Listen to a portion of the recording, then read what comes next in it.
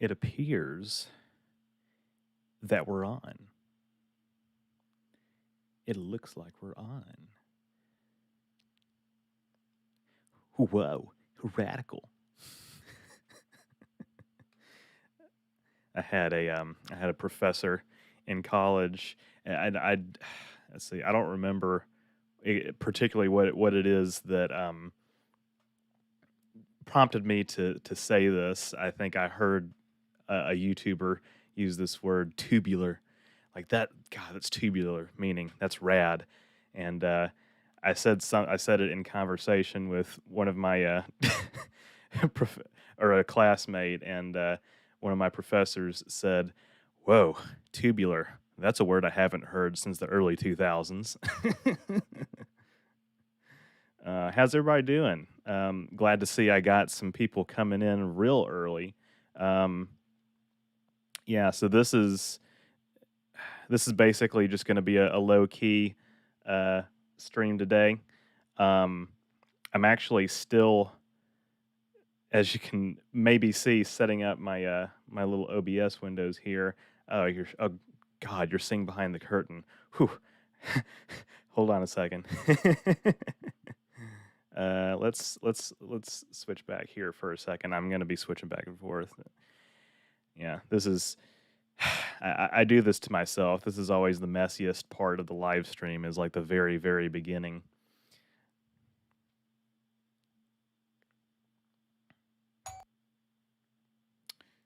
But I'm just gonna, yeah.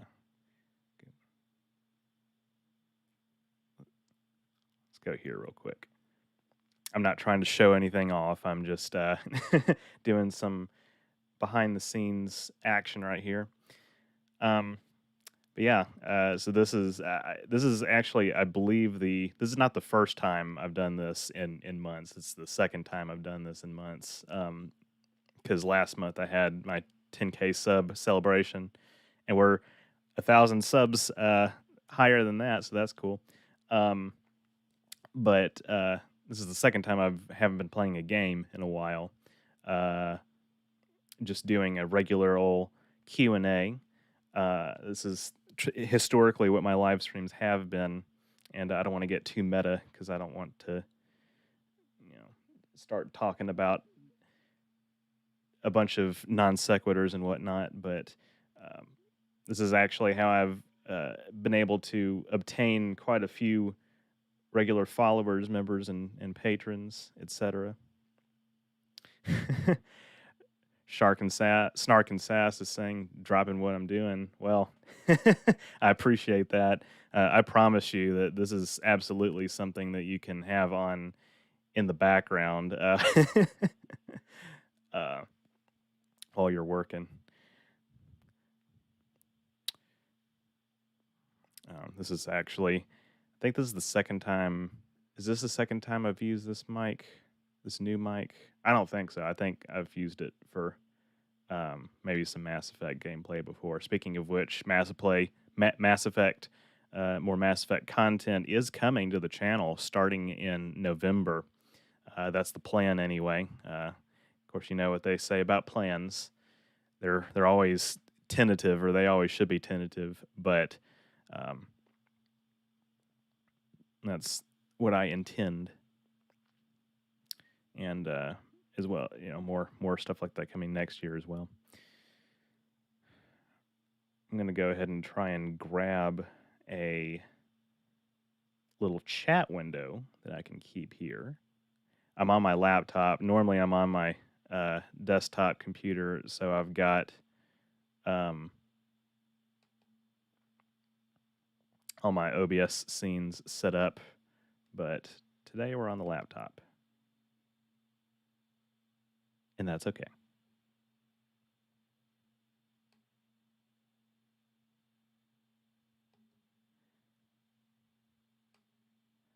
Got some chats rolling in. I'll take a look here in a second. Actually, something I do need to do as well is I need to set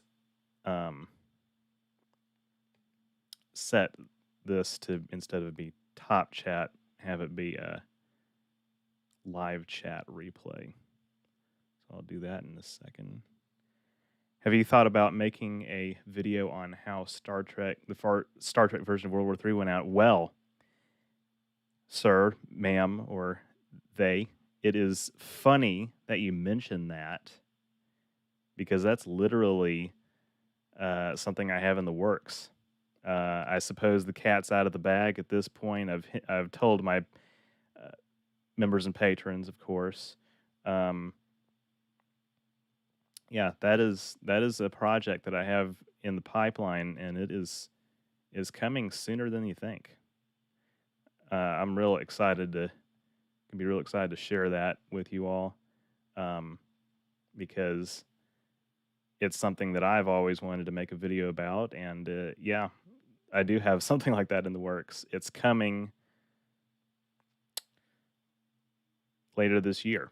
It's coming later this year.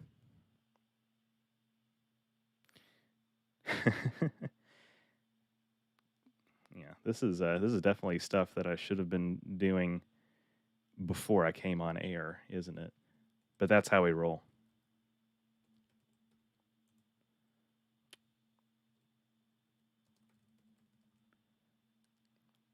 All right, let's get a better font. Let's go with the LCARS font. By the way, anybody, let me know how the audio is. Oh, I don't have LCARS on here. Dang it. Okay, we'll go with the next best thing. Let me know how the audio level is. This is the first time I've used this mic with this laptop, so I don't want to be screaming in your ear or anything like that.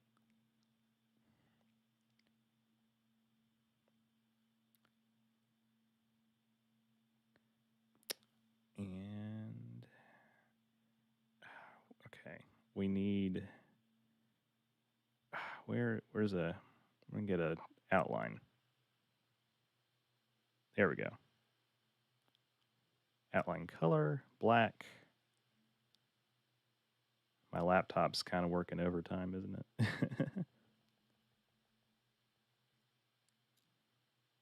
Okay. Actually, let me remove that period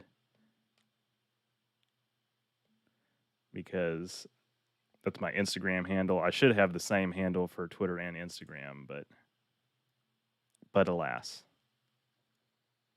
Audio's all right for you? Perfect. Let's get this centered.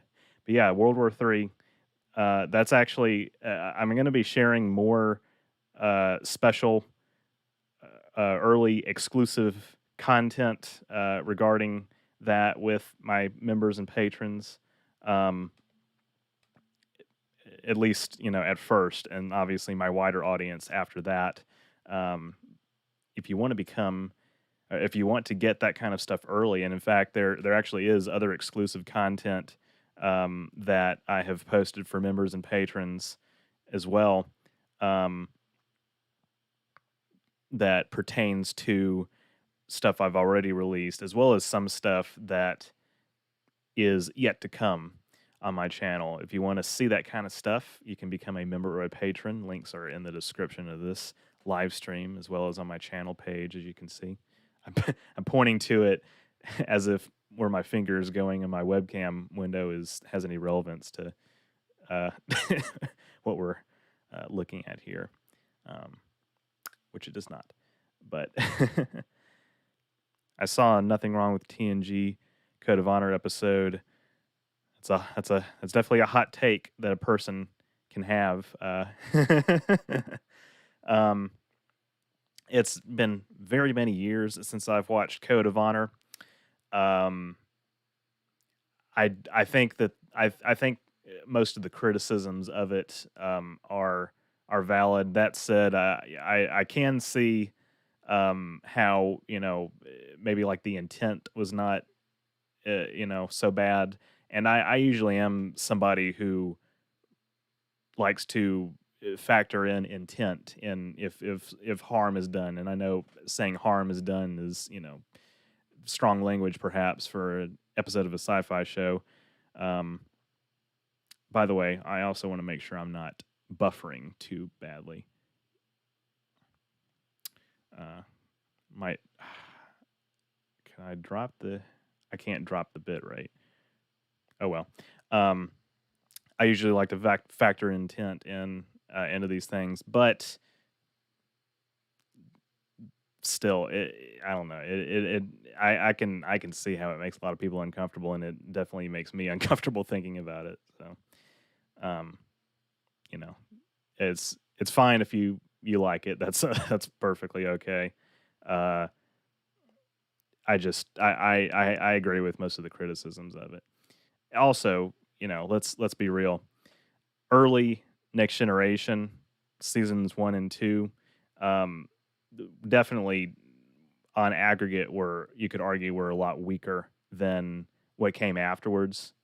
Um, and that has much to do with the fact that Roddenberry, well, Gene Roddenberry obviously created the original series and the Next Generation. He had a lot of creative oversight on the original series. He edited scripts. There's actually famous dispute between him and Harlan Ellison that wrote the script for The City on the Edge of Forever, where Ellison felt like he really just chopped it up and, put out a product that was, not as great as it could have been, even though it's one of the most widely acclaimed episodes of the original series.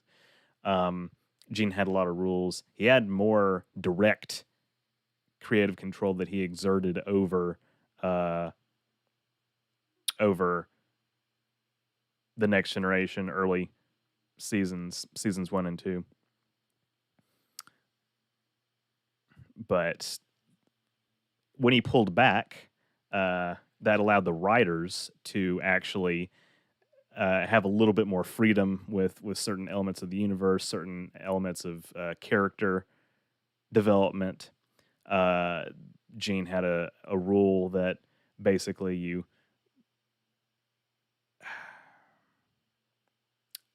I'm trying to. This looks like my stream's buffering a little bit. Oh, God. I don't know if this is going to get captured or not.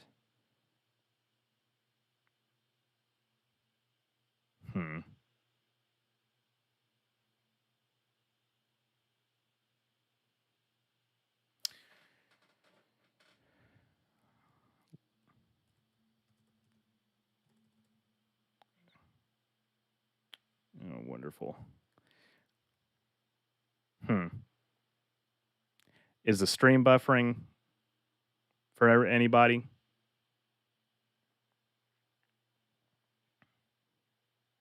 I remember my stream buffered when I was doing my part, a little bit of the ways into when I was doing my Q&A. Stream is buffering a bit. Okay.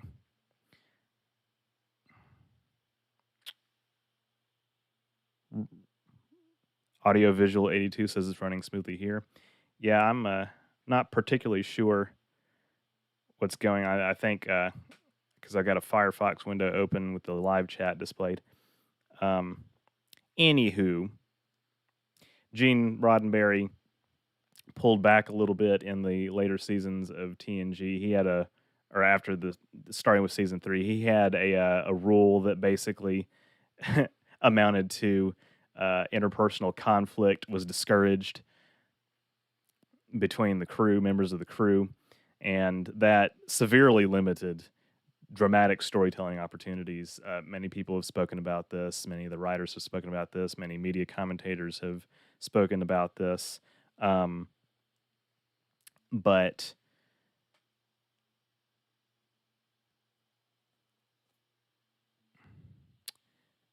yeah, Jeff says stream's fine. The visual is glitchy, but the audio is not interrupted. Well, that's good that the audio is not interrupted. I'm going to refresh this window that has my little chat in it. Yeah, I don't know what's going on.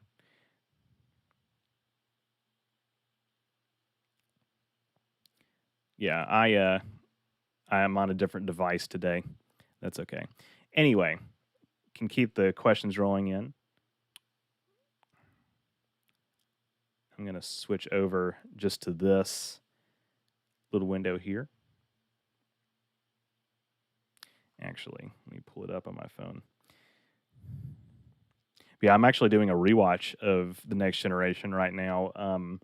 I started with season 3 just purely because I wanted to make sure that I had to condense it a little bit, because ultimately what I'm trying to do is I'm trying to kind of start a rewatch for DS9. It's because I have some content that I have planned next year that involves the Dominion, and revealing that I don't think is too big of a spoiler or anything for what's coming on my channel, because I'm sure many of you knew that the founders were coming in my alien species, my ancient civilizations playlist or whatever, that was going to be coming in due time. It's a very popular suggestion, along with the Romulans.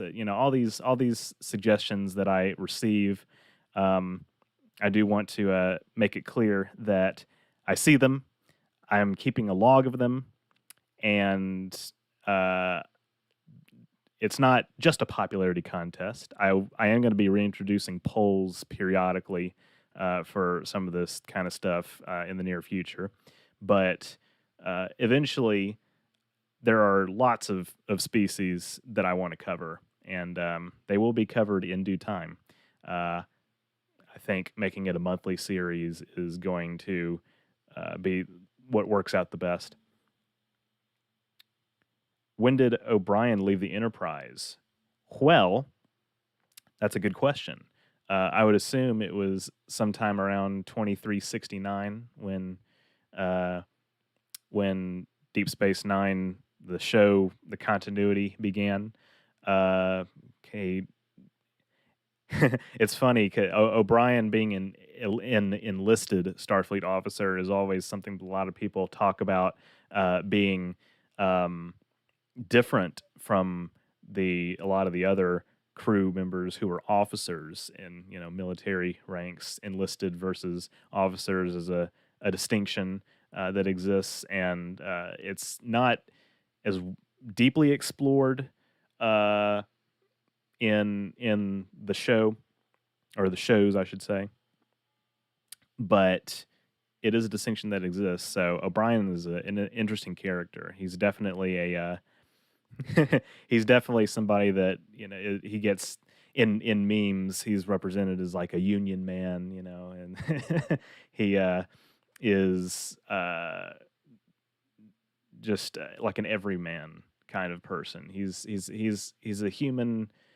He's like the not jack of all trades, but because he specializes in engineering, but he's representative of, I think, what a lot of people can kind of see most Starfleet officers. And again, I actually don't know if it's ever established the ratio of enlisted to officers, but O'Brien is somebody who is just, like I said, more representative perhaps of some of the not lower ranks, but some of the enlisted officers that do the grunt work in Starfleet.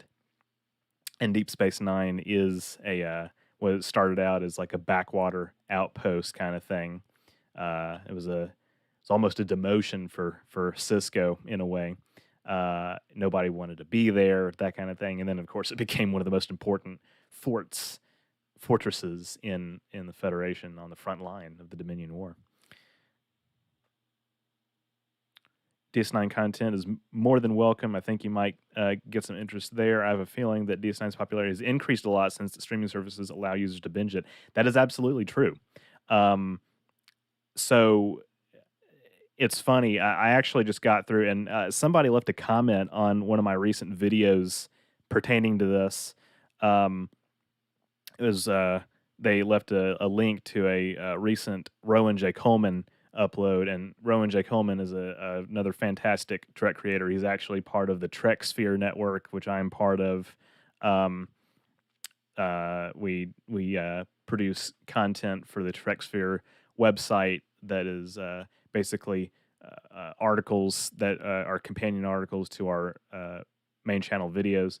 But this Rowan J. Coleman upload was about, I say upload, video, it's a video, was about how come there is no DS9 remaster, which is a big subject a lot of people have been talking about. It's something I wish existed because I don't know if you know this, if you've noticed this, but that show's not in HD, and neither is Voyager for that matter. Voyager, it's less egregious because it was produced slightly later, so there's a little bit more digital work involved with it. But DS9 in particular looks bad compared to, again, not like saying the production design, because the production design is fantastic, but like compared to modern standards, it hasn't had a remaster and it looks like it was made in the early 90s, because it was, and or mid 90s, mid to late, early the 90s. And so I have been clamoring for a DS9 remaster because when I use clips, when I capture clips for my videos from DS9, I am just looking at this and I'm thinking, man, this is like, it's not that it's grainy or anything, but it's low res. And Rowan J. Coleman actually has used footage from somebody did a project. It was another group of Trek creators that used this program called Topaz AI Video Enhance, which is an AI upscaler, AI in air quotes. It's an upscaler, and it's not perfect, but it does a decent job of kind of cleaning stuff up. And this is a long way of saying I wish there were a DS9 remaster, but the reason there isn't is because the TNG remaster, and I guess TOS as well, they had all the film reels access to. This cost millions of dollars. Many of you are probably aware of this, but it cost millions of dollars, and there was a lot of time and labor involved in it. They had to like reorganize all of the VFX plates with the ship models and everything. That footage, layer it on, and with some light CG, and recut, re-edit everything. That part didn't take as long, but the VFX were the big deal. And in Deep Space Nine, there's more use of CG. In Voyager as well, there's more use of CG.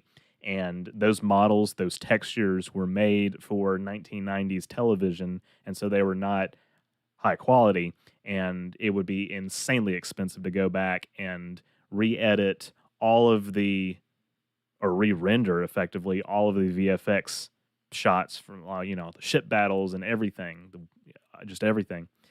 I believe they're working on a Blu-ray release of DS9 and Voyager. Paramount is, or I don't know if that's a rumor. I saw it recently. It's 2021 news, but like I imagine it's going to be like an upscale kind of thing where they're just doing that instead of going in and actually remastering it.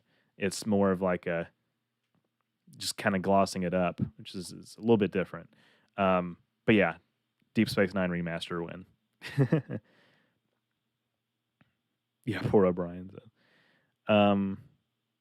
But yeah, I'm glad that it's on streaming services. But another reason that the investment is not there to work on DS9 and Voyager is because they're just not as popular as the Next Generation. As Rowan said, when the Next Generation was on in the 80s and 90s, it was must-watch television for the American public, whereas the other spin-offs were more... It's not that they were more geared towards hardcore fans, but they were only watched by more hardcore fans, not less casual fans. Everybody, everybody knows Picard and Kirk from the original series and Spock. Not everybody is familiar with Neelix or Jadzia, or even Quark, as I found out with my recent Ferengi's upload. That I wish we're doing a little bit better, that video. But anyway, Space Citizen says, I'll DM you my 9-year-old nephew's number so you can he can help you out with your setup. Well, sarcasm aside, I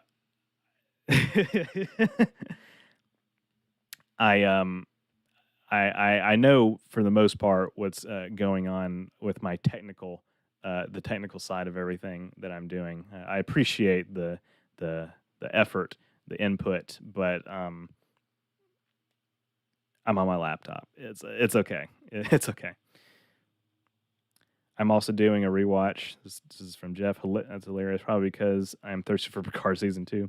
Yeah, the season two trailer I have mixed feelings about. I am on record as not particularly liking season one of Picard. I think it had a lot of missed opportunities, a lot of missteps. Um, but uh, I not. I don't really feel like going into detail about that at this point. I don't do reviews anymore for the most part. Will you do Babylon 5 or Stargate? This is an excellent question. Basically, maybe. I want to branch out into more sci-fi. So Star Trek obviously is my favorite franchise, but it's not the only sci-fi franchise that I enjoy. Clearly, I am invested to a good extent in Mass Effect, um, and I also have some more Metroid content. Those are video game franchises, though. As far as movies and TV, I also, inevitably one day I'll cover Alien on this channel as well. I'm just throwing stuff out there. But yeah, Stargate, Babylon 5, Battlestar Galactica, the new one. Um, if I can get some watches of those, I haven't watched a ton of any of those. I would have to become more familiar with the universe first. Um, but yeah, I could see that definitely being because there are a lot of ideas that they explore in those series that I think are particularly fascinating. Um, I do have to weigh, just realistically speaking, I do have to weigh like the demand of that versus something like Star Trek that seems more ubiquitous, more widely known, etc. There's more of a taste for it. That said, Star Wars dwarfs all of these, and that's a universe that I have not ventured into on this channel barely at all. And uh, the future could, be different. We'll see. I have some things to say about the Star Wars universe. Um,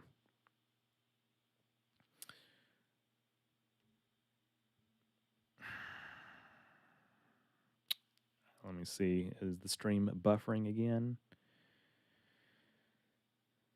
Ooh. Okay. Looks like we're back. Let's see.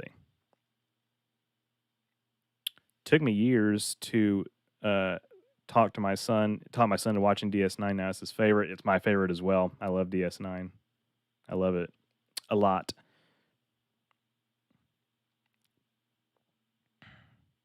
Took me a long time to get into DS9s from John Smith. I always wrote it off as a Babylon 5 ripoff. Yes, I said it, but learned to love it. I think Rowan did a video about that as well. I think it was him that dove into the accusations of it being a Babylon 5 ripoff. Needless to say, such accusations are incredibly overblown. And I'm not just biased. Just from an objective standpoint, it's not, there's not a lot of there, despite what some would say. Not trying to accuse you of anything. I'm just stating facts. Do you know the Trexpertise channel? I do. Uh, if so, do you like their more sociocultural semiotics approach to Trek? I think it's an interesting approach. Trexpertise has been a significant inspiration for me in a lot of ways. Not, um, I don't, I was going to say content wise, sort of, not really. Uh, but in a lot of ways, I am very impressed with this production value. One thing that I try to do uh, is, and you may have noticed, I'll actually like some people to comment on this. if you can. I've noticed as far as other Trek channels, I am kind of a rarity in terms of how much I incorporate like face cam stuff and elaborate lighting setups and sort of filmish kind of techniques or whatever into my videos. Um, I a lot of other creator, and this is not to put down other creators at all, because I think what they do is works quite well, but it is almost exclusively narration over clips, and I used to do that. Obviously, when I started out, some people will, if you've gone back in my catalog far enough, you'll notice this. And some of you will remember this if you've been subscribed for a long time, but I definitely started out doing something more akin to what I'm doing now, except worse, which is which is to say, I definitely uh, thought that I was doing something real fancy, getting in front of a green screen, and okay, I'm kind of self-deprecating a little bit here, because I don't really like my earliest videos like at all. I think I'm surprised that many people do like them, but uh, basically, I would get in front of a green screen and talk to the camera and have like pictures, still pictures that would pop up, and that's baby's first Star Trek YouTube channel kind of production quality there. I was young. I was a teenager. I've sent. I'm taking this way too seriously, I know, but then I graduated to a format that's closer to what I do now, which is um, doing narration over clips, which is what a lot of Trek channels do. Um, and then I started to add face cam back in, because I wanted to put out content more frequently, and I thought that it was going to be easier to just kind of communicate with you guys face to face and add the overlay clips on top of that.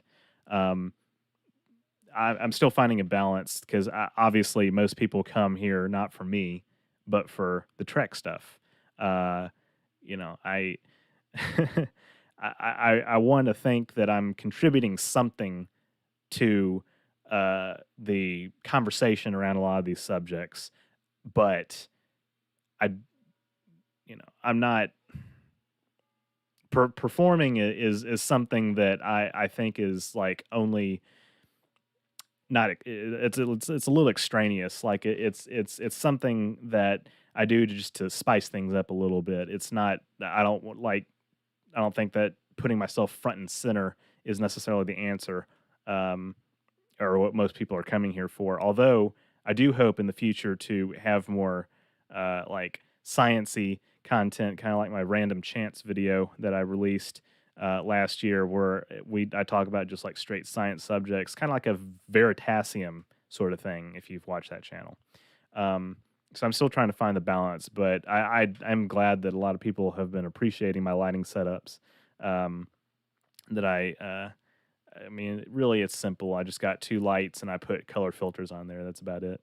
Uh, um, but I do find myself to be a rarity in terms of Trek channels that do that. Phobia is here, by the way. Welcome to the chat. Um, as you can see, he's got the little wrench. So at any point, if any of you step out of line, just just be careful because he's got the power. Um, but anyway, Trexpertise has been an inspiration in that sense, in a production quality sense, in terms of the style of his essays, the sociocultural stuff. I think it's fascinating. I actually have some content that I want to do that is more in that vein. The Federation history and politics kind of thing kind of is a little tangential to that, and I know you guys are wanting more of that as well, which I have planned. I think some of his theories are a little out there, which is okay. I'm sure some of mine are too, but um, yeah, in terms of like the critiquing, like the social angle of it, I think that perspective is welcome. A kind of like a critical analysis of different like, and I would imagine he kind of gets hate for some of this, where he talks mostly about like the um like sort of feminist critiques of Star Trek, cutting in and out. Oh man, we got issues here at Pilkington Studios. Um, yeah, I think that perspective is welcome.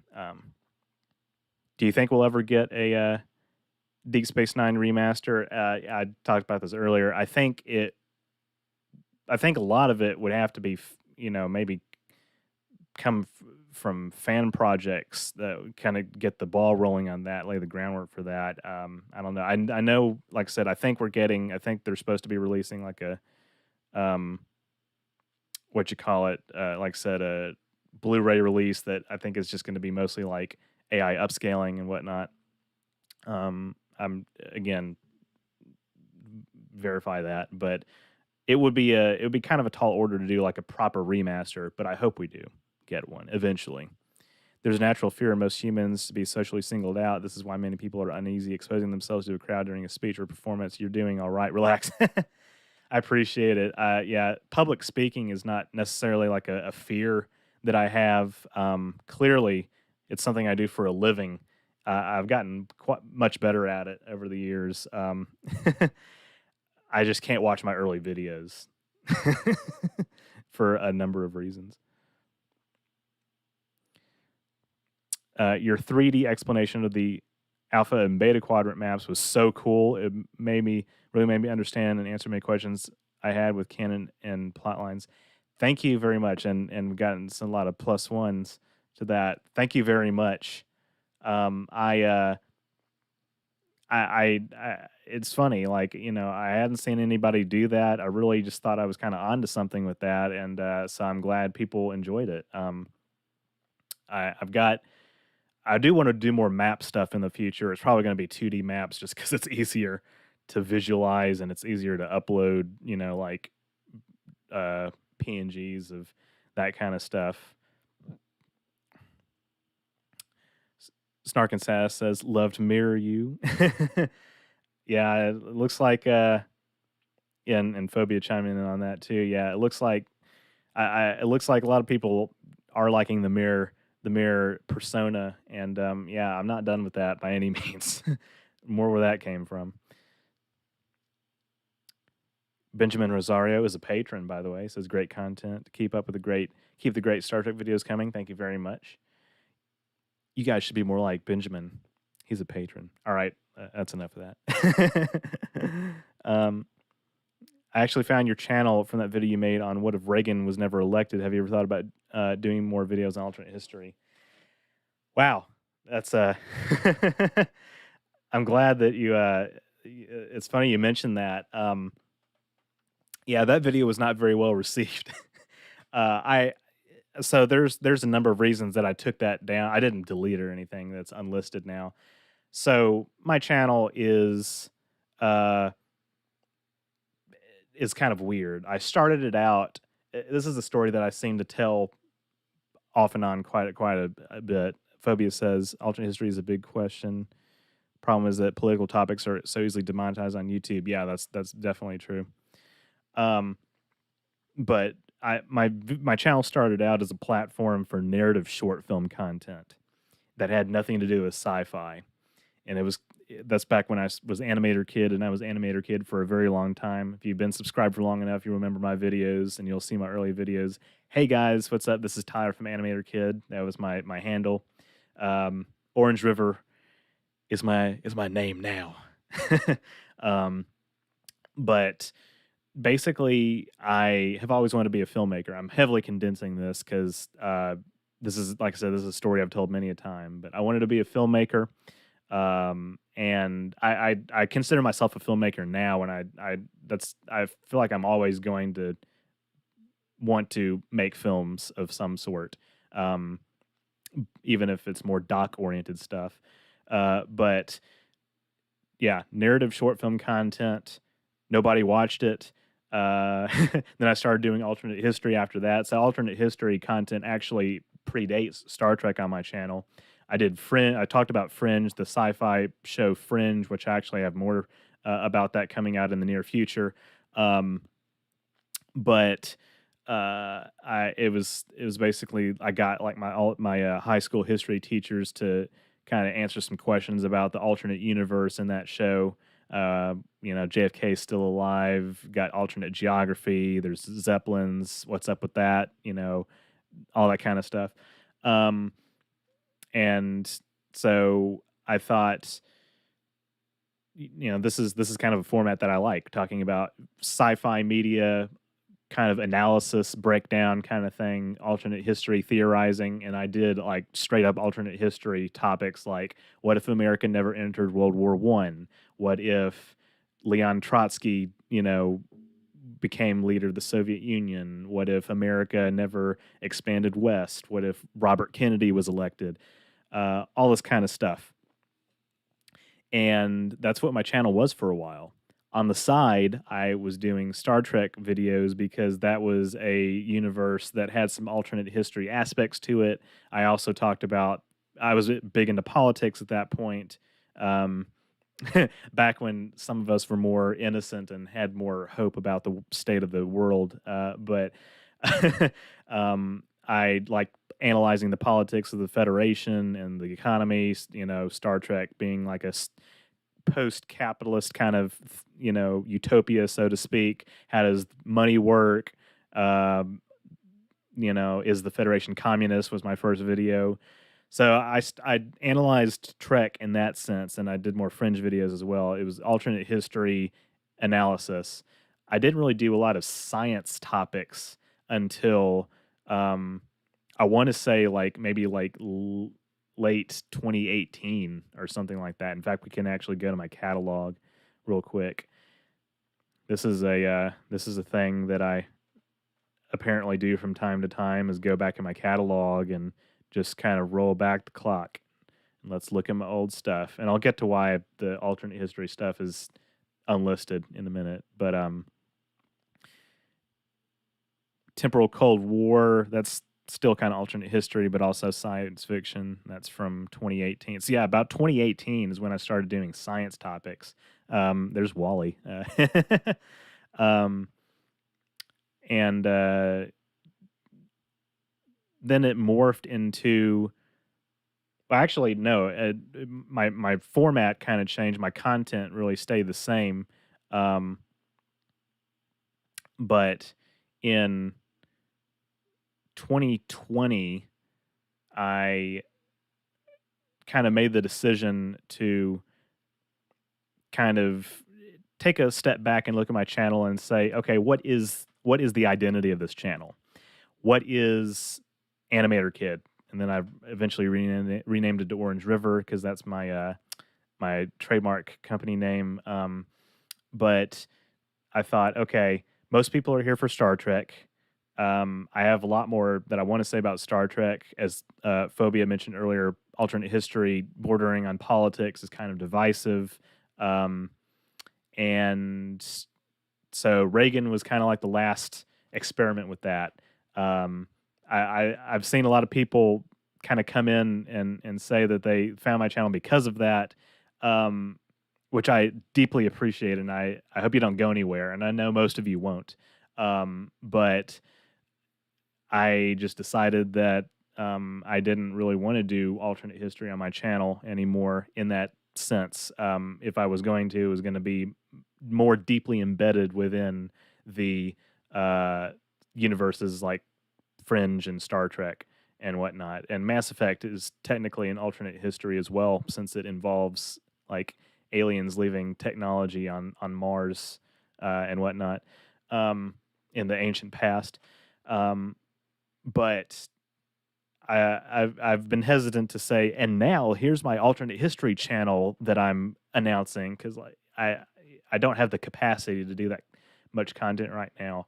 This doesn't mean that I don't have a lot of thoughts about alternate history. In fact, um, in my free time when I'm not working doing Star Trek, and actually that also kind of coincides with the Mirror Universe stuff. I'm working on more uh, kind of projects that involve like the Terran Empire and that kind of stuff. That's alternate history. It goes back into Earth's pre-warp timeline or whatever.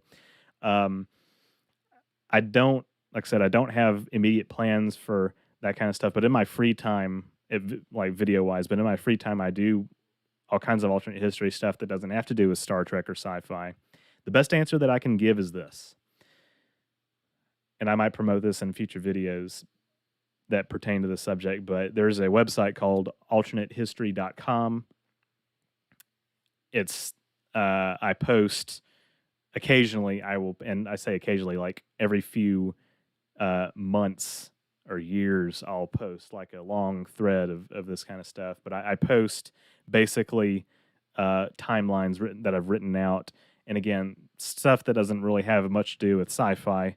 But I have some alternate history projects that I'm working on that are going to be on that website. You have to log in. Actually, you don't have to have an account to see um, a lot of the stuff. You do have to have an account to get to certain forums where I have more fleshed out fringe timelines. Um, Again, Fringe, the sci-fi show that I've discussed on my channel quite a bit.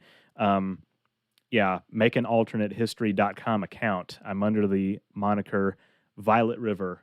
It's my alternate history persona on that site. So um, I have more stuff coming there. I can't put any solid dates on that because I run a channel that has weekly uploads, but that's why I don't post alternate history videos anymore, and that's why um, that's that is what I plan to do is in terms of alternate history content in the future for the foreseeable future is more like kind of like a blog. And also, if you become a member or patron, you'll get in the future more, glimpses of other alternate history related Trek content that I like pertaining to the Mirror Universe and whatnot. But again, immediate plans more to do with like blogs and stuff.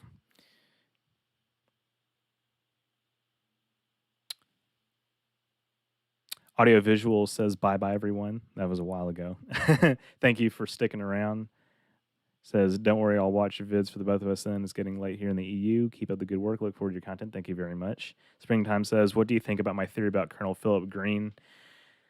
I can't remember which one that was. Springtime. I'm sorry if it was pertaining to World War III.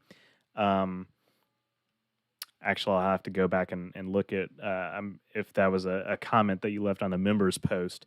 Yeah, there's theorizing that Colonel Green was essential to the formation and the founding of the Terran Empire. That is something that I actually am going to explore in part 3 a little bit.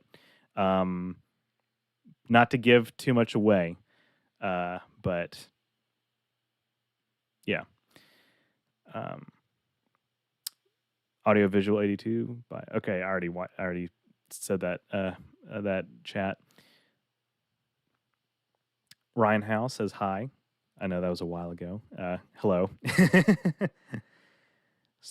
Snark and Sass, shame on me. I haven't looked at you before I found your vids. Yeah, my old catalog is a trip. You know, it's no secret that I'm a young man. I'm a young man, and the past 5 years that I've been really effectively running my channel in something approaching the sense that it is now, which is covering sci-fi topics. Really 5 or 6 years. Really the past 5 because some old stuff is unlisted. By the way, if you become a member or patron, you also get access to that old stuff. I know unknown. Some of your questions are answered. Like if you become a member or patron, you'll get access to this. I'm not trying to say you must become a member or patron to enjoy the full breadth of my content, but I'm just saying I have exclusive stuff that pertains to alternate history that is for members and patrons. So if you're interested, but I'm glad that you arrived through the method that you did, because that was an interesting video project, Reagan. Um, um, I lost my train of thought. My old catalog, yeah. So like the past 5 years has been a very long like amount of time for me, like in terms of like my personal experience. There's a phenomenon, and I'm getting a little sciencey here, but that's kind of what we do here at Orange River, isn't it? There's a phenomenon that has to do with aging, where, and many people have covered this. Science YouTubers have covered this in the past, and not just them, like people before them. But um, when you're young, when you're really young, like a child, every year is like a significant fraction of your life. So like if you're 7 years old, okay, let's go with a number that's let's go with a more even number. If you're 10 years old, a year, a year is a whole 10% of your life. If you're 5, a year is a whole fifth of your life. That's 20%. If you're a year old, you get the idea. Yeah, that's your whole life. If you're 2 years old, that's half your life. Okay, you guys know how math works. If you're 20, then a year is a much smaller fraction of it. It's a 20th of your life. It's like 5%. And it's a much smaller fraction. So when you're young, you have more novel experiences, and just, from a psychological perspective, and, growing up every year, when you're in school and you do things for the first time, that has a more profound impact on you psychologically. When you're older, and it's more of like the day-to-day routine, the humdrum of daily life, you get in routines, and a year seems like it goes by like that. And if you're in your 70s or whatever, a year is like an infinitesimally small amount of time in your life. Um, Seniors do get bored. That's kind of a small tangent, but the point is, uh, the older you get, the more a year seems like it's just something that flows by really quickly. And 2021 has kind of gone a little bit faster, but not really, because 2020 seemed like it was a decade, honestly. But yeah, the point is, I feel like I've grown so much, and I'm not, again, this is not a self-aggrandizing kind of speech that I'm giving, but like the point is like the amount of growth in personally and in terms of my quality of my content that I've experienced over the past few years is so profound that I always feel the need to point out, like, that's why I say I can't watch my old stuff, because I was in high school, and I felt like I had authority to talk on these subjects. How dare I? um, and I feel like my new stuff is so much better, and there's videos that I've put out in 2021 that I'm going to be cringing at, um, you know, in no time.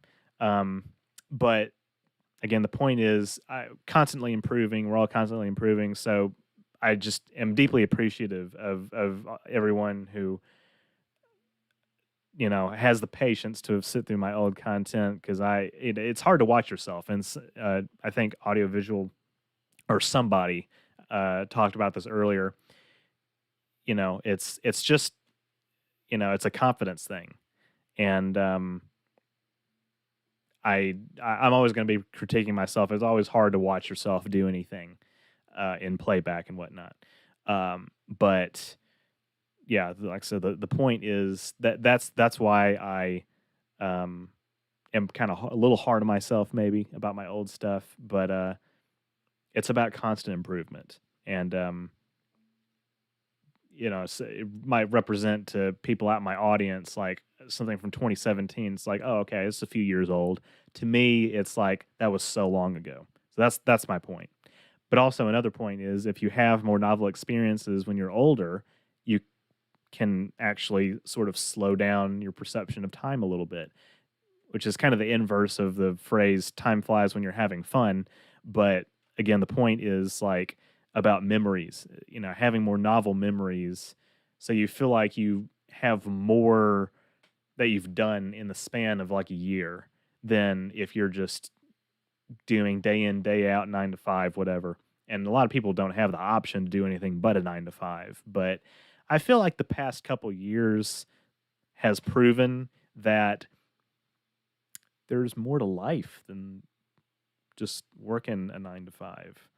And again, like I said, not everybody has the option to do anything but that. But it's almost like we need some kind of fundamental rearranging of the way society works. I don't know. That's a that's a political topic. Uh,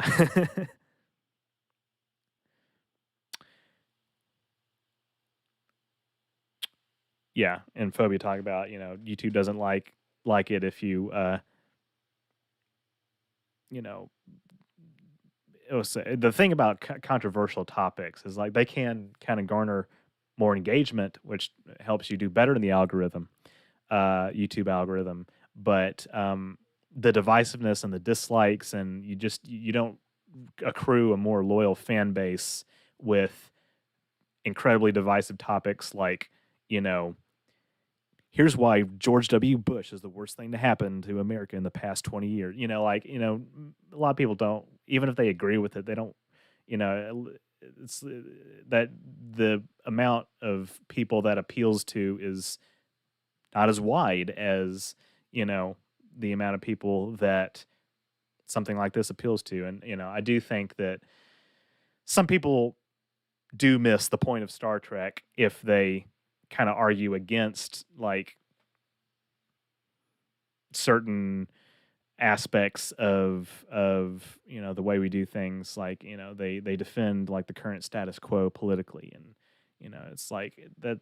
Star Trek is about envisioning a more utopian future, and yes, it is science fiction, but it has inspired a lot of people to try and enact the change they want to see in the world. That's as much political as I'm getting at this point. um,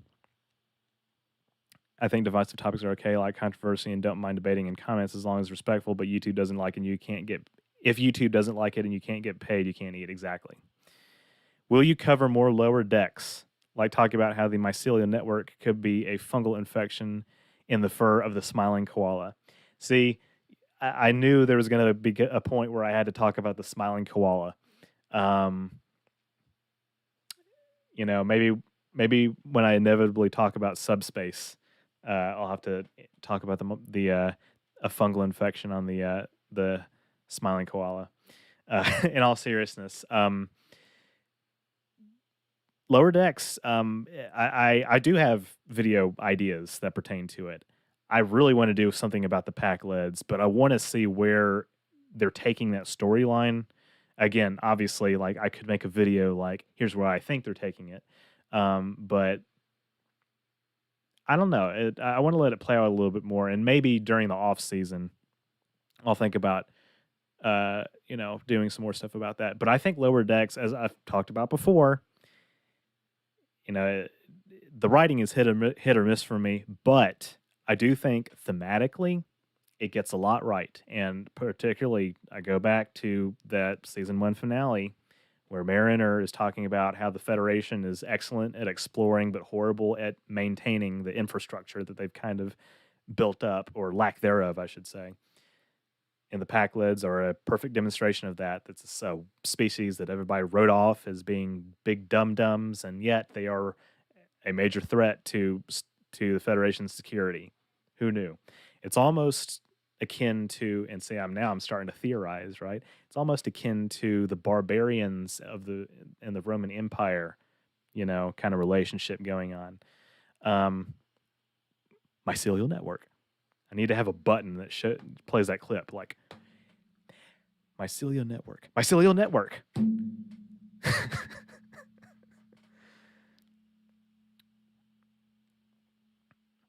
Why is he smiling? What does he know?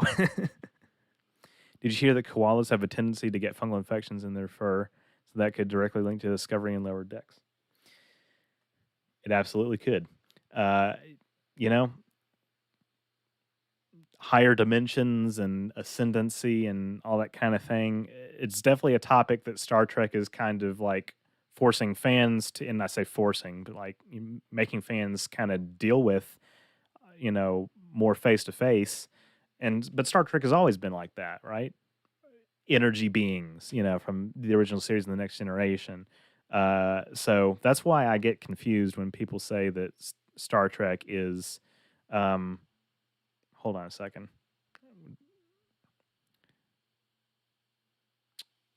Let's see. I don't think we necessarily need to be on that tab. Um, I get confused when people say that Star Trek is like, or that new Star Trek is like, you know, kind of not, honoring that old sort of formula, so to speak, that um,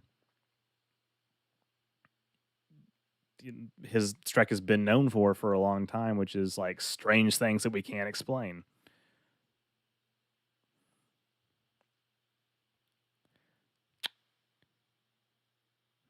Let's see.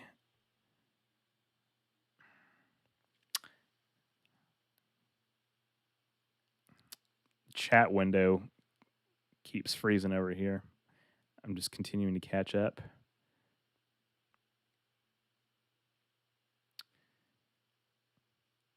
That's true. That's why learning and growing your social skills is important when you're young.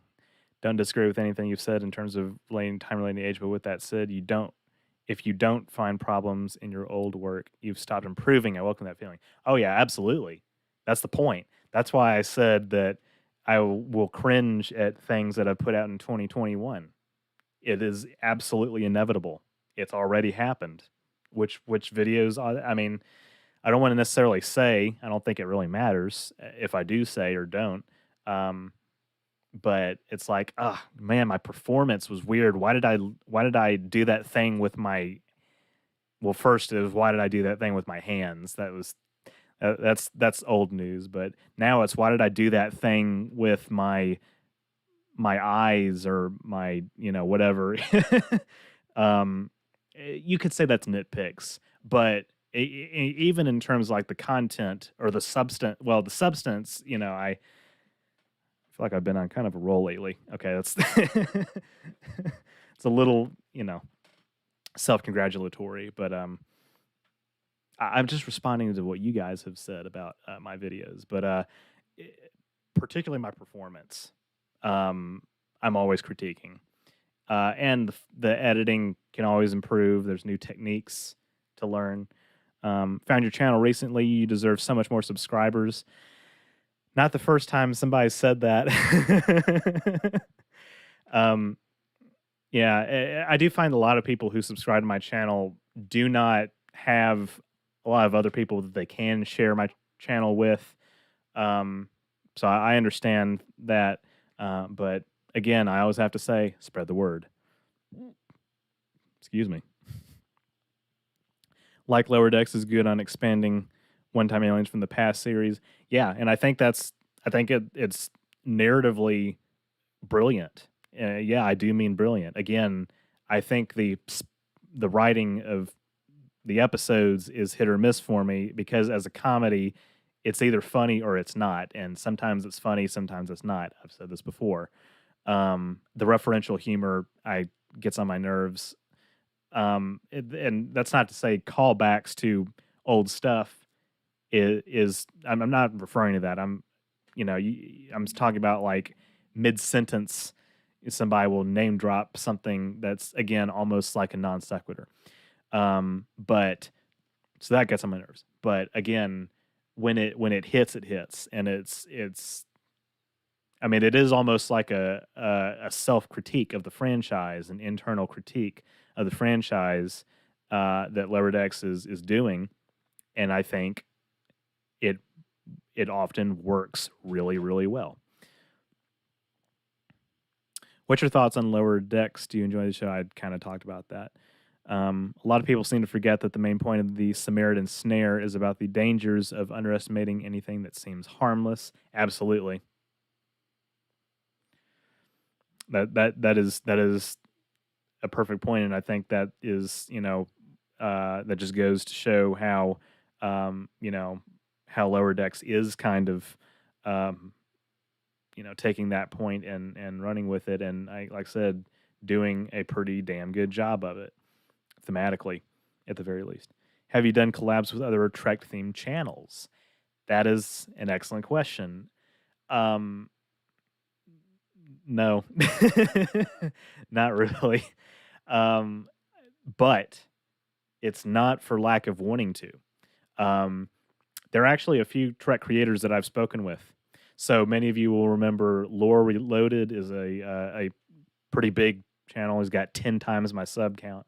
Um, but he comments on my videos, and I joked on my last live stream how you guys were saying we should collab, and we've talked a little bit on Twitter. Um, maybe there's something coming in the future, maybe not. We'll see where that goes. But I do like quite a few of his videos. Triangulum Audio Studios. I can't speak for some reason. Triangulum Audio Studios is another Trek channel that I have conversed with quite a bit. He used to be a big time live stream chat contributor. Um, he actually, I have to credit him a little bit with helping me kind of get my channel a little jump started. These days, or this year, he introduced me to TrekSphere, which is like I said, the website that I produce articles for, and he's part of that network. And really, it was joining them that was in no small part encouraged me to do weekly uploads, and that's been instrumental to my growth. And yeah. So, but he and I have discussed some plans for content before. No immediate plans, but something could always arise. We got a super chat, $5 super chat from NH3 Heathen. Just want to say, fan of your channel, would love to see a video with you and Venom Geek Media. Keep up the great content. I don't think I've heard of that individual or group.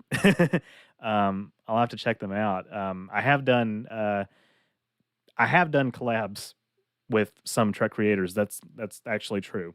It was a podcast. I was on the Starfleet Underground podcast earlier this year. I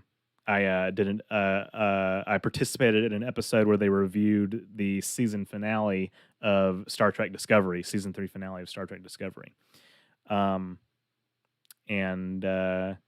that's really about it.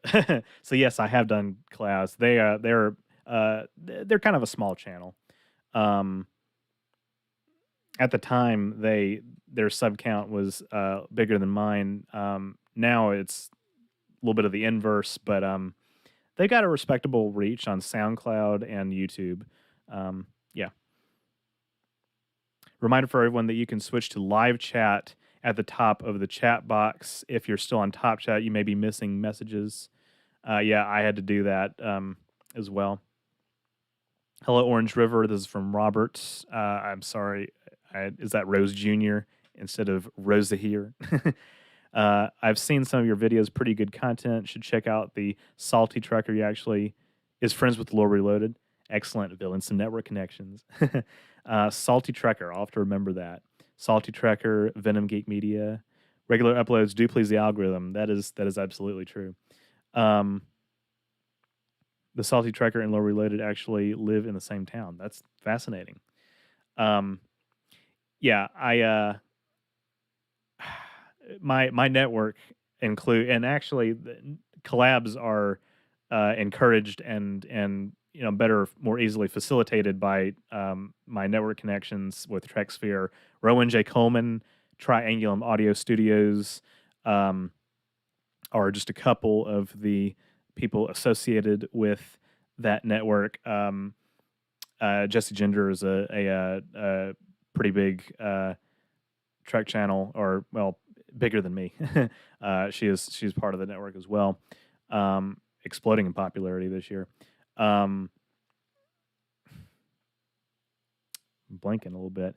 And there's also some other smaller creators um, that I actually would encourage you guys to check out. In fact, I actually, you know what, I might as well go ahead and just go um, link their YouTube channels. Let me kind of grab that real quick. A couple people that I want to shout out, if my Chrome will participate. Let's see.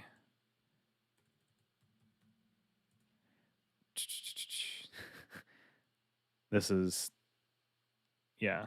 This is definitely not a great way to actually hold on. Just go to TrekSphere. So I'll drop a couple channels in the description or in the live chat. Of course, you guys know Rowan J. Coleman.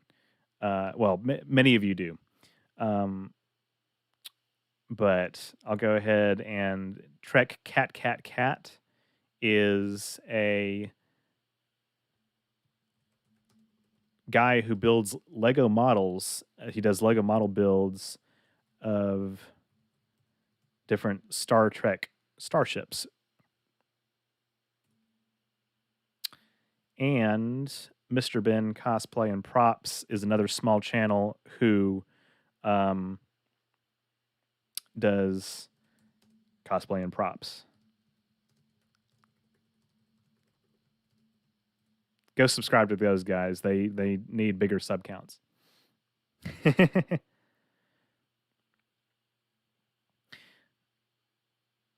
But anyway, let's see.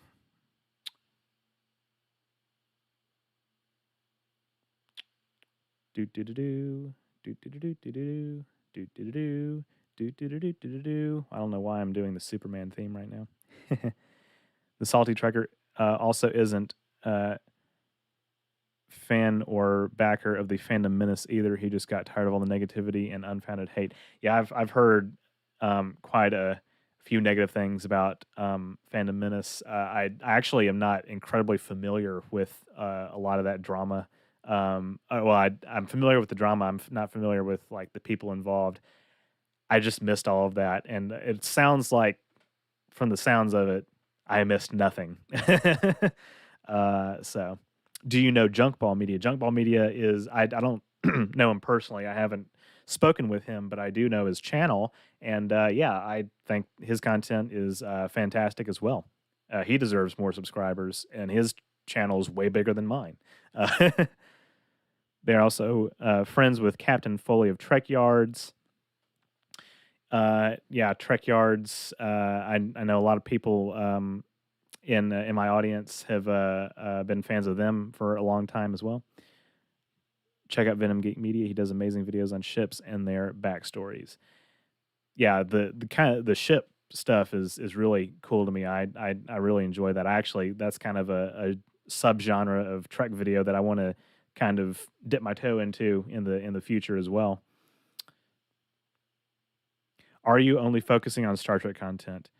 Not really. I'm doing a lot of Star Trek content because, well, again, it is my favorite franchise. But beyond that, you guys in my audience, most of you, that's what you like to see. But I have Mass Effect content and Metroid content, more of which is coming in the future. Again, video game franchises that I referenced earlier. Fringe, I referenced earlier. I have more stuff in that vein coming as well. I want to branch out. I want to do, more like one-off videos. I mean, if you look at my channel page, in fact, I actually can show you right now. I did a video about Loki. I did a video about Arrival, the movie with Amy Adams that came out a few years ago. I did a video about that. I did a video about Fantastic Planet, and then there's this video. Yeah, watch that at your own risk. Alien Worlds. That's just this year. I've covered those. That's 1, 2, 3, 4, 5, 6. Yeah, it's like half a dozen, and then Mario as well. Yes, it's like half a dozen different franchises that I've covered. Phobia says, "I miss nothing." Usually the case for online drama in general. Absolutely. Doomcock and Nerdrotica are the two biggest Fandom Menace YouTube channels. If you listen to them, Kathleen Kennedy is going to be fired any time for their unnamed inside sources. Yeah, people who do that kind of content, that cover that kind of stuff, that obsess over the, corporate decision making, and that kind of thing, obsess over that. Just like the Kurtzman. I mean, again, I have a lot of issues with New Trek, but the whole Kurtzman's going to get fired at any time. It's like, why are you wasting your time on this? And it drives hate clicks. Yes, but eventually it leaves a sour taste in too many people's mouths. It's just not worth it. You should be better.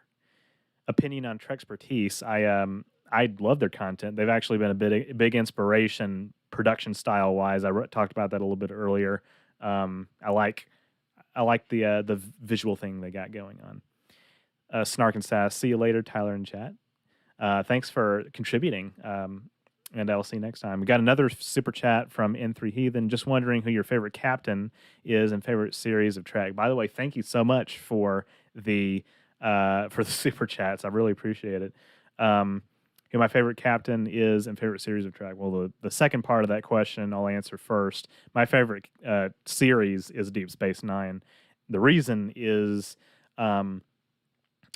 the fact that it stands out a little bit from the other series. Now, you might say, like, the thing that appeals the most to people about Star Trek, this kind of hopeful future, is most thoroughly realized in The Next Generation. And The Next Generation is great. I think it's my third favorite show at this point. TOS, doing rewatches of those episodes for purposes of making videos.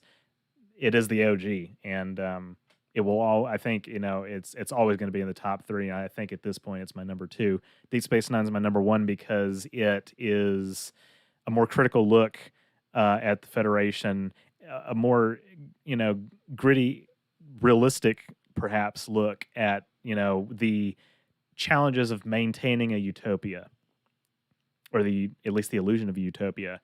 And in Voyager, they explore a little bit with the Maquis, the drama with the Maquis. That's a storyline that I kind of wish they explored a little more in depth, of people that the Federation is just kind of throwing under the bus. And news shows like Star Trek Picard are kind of doubling down on the Federation leaning into authoritarian tendencies, and some people don't like that. I've got some criticisms of the way they're going about it, but it is absolutely not out of character for them.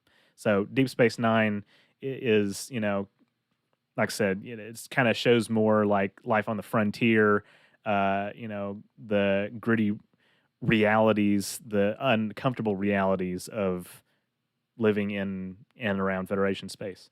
So it should follow then that Sisko's my favorite captain, right? Well, Sisko is a fascinating character. I think in terms of, so I mean, again, it would make sense that he would be. I think at the risk of giving him maybe a more cliche answer, I guess I would overall say more so that my favorite captain is Kirk. And Phobia and I have discussed this time and time again. It's because he knows when and how to bend the rules to achieve an outcome that actually leaves things better off. Because Picard is Picard's Picard. He's a standard bearer. He's a gentleman and a diplomat, but he is almost chronically married to the rules. And again, this is something that Lower Deck shows too. Like, sometimes bending the rules is actually the correct move, and Kirk knows when to do that. long form answer. Deep Space Nine is my favorite series. Kirk's my favorite captain. Bird of Prey 5 is another good YouTube channel.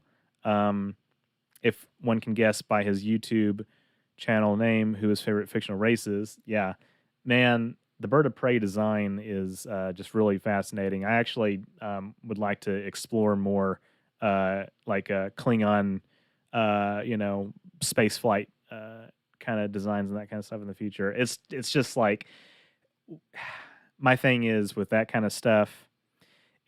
I always have to figure out an angle and a way for me to contribute what I think is like original input and thought to the conversation, because some of the stuff has been covered to death, and that's in no way, shape, or form to put down the people who are covering those things. Somebody's got to do it. It's just like what can I add that's more than just like encyclopedic information off Memory Alpha. Like, that's what I always am trying to do. And I feel like even from the inception of my channel, or my Star Trek playlist on my channel, that's something I've always tried to do is, contribute something more than just encyclopedic information. Because you can just go read the encyclopedia article if you just want like straight up information. But also, that said, I do think there is a lane for creators on YouTube to do kind of just fact-based laying it out. Like, here is, the way this is, this and this and this and this about, the Bird of Prey and whatnot for YouTube audience. Because not everybody is going to go to Memory Alpha to, read, that kind of stuff.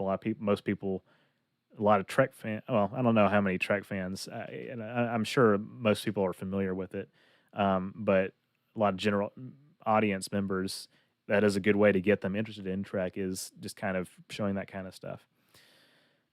Mass Effect is particularly interesting, in a particularly interesting case because it is so inspired on the original series and Next Generation, and now things like Star Trek Picard are taking inspiration back from Mass Effect. That's absolutely the case. Discovery, a little bit, to a somewhat lesser extent, but Star Trek Picard. I mean, people have made videos about the parallels between Star Trek Picard and Mass Effect 1 in particular. Or, well, I guess really just the Mass Effect series. But yeah, perhaps exploring the connections more is something that I can do in the future as well. I actually am going to be interested to get you guys' input on just kind of some of the more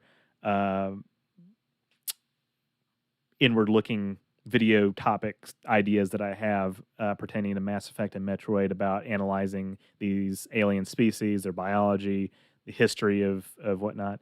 And I actually have a Metroid video coming out this week about the Chozo. So if any of you are Metroid fans, then you can have that to look forward to.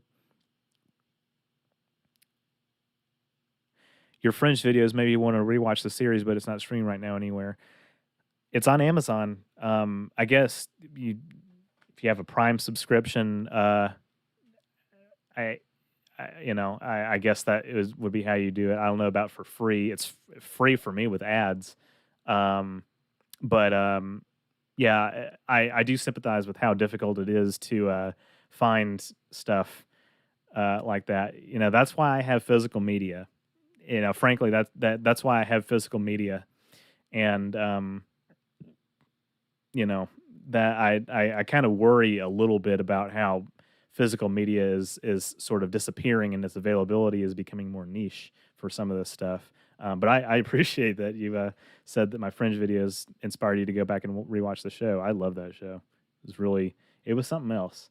And I feel like it's still appreciated in 2021 by a lot of people. Doomcock and Nerdrotic are only 25% reliable. Yeah, like I said, I've never seen a single thing from them. I also, Midnight's Edge is another creator that stirs up a lot of drama and just deals in rumors and that kind of thing. And it's like Alex Jones, where he says, I'm just putting that out there. I'm just asking questions, It's incredibly disingenuous. DS9 is the best, no explanation needed. Well, I still always feel a need to do so, but DS9 fans will understand. You're right, no explanation needed at all. Just when Enterprise was getting good, it was canceled. Oh man, I know, right? I actually might do a video in the future, kind of exploring some of their season 5, things that they had planned. It sounded like it was going to be great. Um, More Romulan War stuff, more species that we've met in the original series, like the Ardanans, and in the animated series with the Zinti, the Kzinti, I should say. Lots of stuff they had planned that was going to be really fascinating. So if it had gotten a 5th season, who knows though if if the cards would have fallen. I guess eventually Paramount would have felt the need to make a Star Trek movie again, whether it was with J.J. Abrams or another team. But the J.J. Abrams films, or the first one actually, is how I got into the franchise. That's just the case. In one of your videos, you mentioned the idea of what technology in the future might have looked like without the Star Trek's influence. I think that would make a great video subject. I've always wondered if I wanted or needed to do a reboot of that video. If it's the one I think you're talking about, it was the video I did with my buddy Lewis, where we talked about what if Star Trek never existed. That was another alternate history thing. Real quick, aside from this, is another super chat from Paths Unwritten. $5. Aside from the general corniness and terrible writing of TOS. Whoa there. We'll have to qualify that a little bit. My biggest qualm is way too many god aliens. Do you have an opinion on that? Okay, so if you're looking at it from an objective standpoint, yes, the writing on TOS was also hit or miss, mostly in the 3rd season. I think a lot of people will say that it was weaker in the 3rd season. Which I think is a fair criticism, even though one of my favorite episodes, Requiem for Methuselah, is a 3rd season episode. Too many god aliens. Yeah, maybe. I think the original series did something particularly well. It did a lot of things particularly well. I don't think overall that the writing was terrible. It was corny. That doesn't mean it was bad. It's a very, very fine line. But in fairness to that, to you, I also understand why people would maybe rank it a little bit lower than some of the other series that improved on it. But one thing that the original series did really well is kind of leaning into the strange new worlds, new life, and new civilizations, that humanity had not seen before. More non-humanoid aliens, I think, per season or per episode than some of the later series, the Berman era, that kind of leaned more into alien of the week, humanoid alien of the week with the forehead ridges, just a bunch of white people, with forehead ridge makeup. And it's like, that was in large part a cost saving measure. But again, a lot of my favorite species are, like the Trill, for example. The Trill is one of my favorite species, but they at least have something more biologically distinct about them. But anyway, god aliens. I feel like you could say that maybe they had too many god aliens if they had just like one, because then with Q, it was a little bit more interesting. I think in the Next Generation, where the Q have a much wider scope of power over the laws of physics and everything. The Continuum does. And by the way, a Q video is coming. Don't worry, this year, very soon. But and then with like the Dowd, Kevin Uxbridge in the episode. The Survivors. Yeah, that's a really good episode. Not as powerful as the Cube by any means, but damn near powerful. But it was more rare, and I think it was more rare in the Next Generation. I think that was a big strength of it. And you could say they maybe overdid it with the original series. Yeah, I have Prime, but Fringe is not available here in Finland. Oh, yeah, international stuff.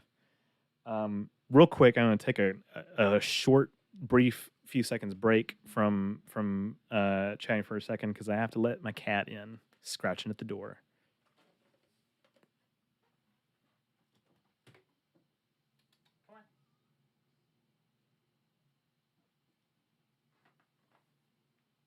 You're going to be on TV. Look, she's on TV. She doesn't want to be on TV. I'm almost certain of it. Can you see her? Hey, Migo, you're on TV. You're online. She came in here for food, and it's like, what is he doing? I'm gonna keep her here until she decides that she wants to leave because I think she's comfortable here. Man, a lot of people are really responding well. Okay, a lot of people are really responding well to the inclusion of the cat in the live stream. Yeah. Hoping it comes to Star, Fox, and Hulu section of Disney Plus at some point. Oh yeah, that's right. Disney owns 60% of media. That's right. That's how people can stream The Simpsons on there. TOS, while one of my favorite series, suffer a lot from budgetary restriction. That is another one of its biggest issues, is that it couldn't do as much as it wanted to. The Greek god episodes only exist because of the studio space was also shooting Roman era films. Let's be honest. That is absolutely correct. Point that Phobia made. Think of how many episodes of the original series involve them on a planet that is basically like the Wild West. And of course, a lot of later series like Enterprise kind of leaned into this too because it had been established as a trope early on in the franchise. But the Mobsters, New York or Chicago, the episode, A Piece of the Action. A Piece of the Action. I come from the same region of the country as Chicago, so I feel like I have a little bit of cultural tie to that. But or well, roughly speaking, I actually live in the South. Yeah, the Mobsters, that kind of thing. You're absolutely right. It's because they were shooting something on set. I mean, at the same time, what do we have that was on air? Dragnet, The Virginian, Big Valley, that kind of stuff. They were filming at the same time as Star Trek. It was, the same Paramount lot. Again, I'm using those examples. I don't know if those were Paramount shows, but a lot of them were using the same Paramount lot that a lot of stuff shoots at. In fact, my mom actually, whenever we're watching TV, will be quick to point out that's that same street, with the little curve at the end with all the houses. That's the same back lot, on the Paramount, lot where they film all these sitcoms and all that kind of stuff. Because it's true. Or some of Warner Brothers lot is used for a lot of stuff. But yeah, the Paramount lot was used for a lot of things. I actually would like to I actually have a script written, by the way. This is basically just the live stream where I'm revealing to you all the videos I have down in the pipeline. I have a script written that explores more of what Roddenberry wanted to do with the original series that he wasn't able to do. That includes stuff like things that were limited by budget, because of, it would be, but again, it's kind of ironic then that the Berman era Trek kind of leaned more into having humanoid aliens instead of non-humanoid aliens instead of the other way around. But again, production costs. Just there was more that they were able to do, so they had to pare the costs down in other areas when they could be more visually creative with like the ships and planets and stuff. It would be very interesting to see how the Q would stack up against the Organians, though. That is a good point. The Organians, you know, my grandfather always used to tell me, don't sleep on the Organians. That's not true. I made that up. But my point is, like, the Organians have always had what seems like a really significant role or a hand that they're a role that a role that they're playing in galactic affairs, the peace treaty between the Federation and the Klingons.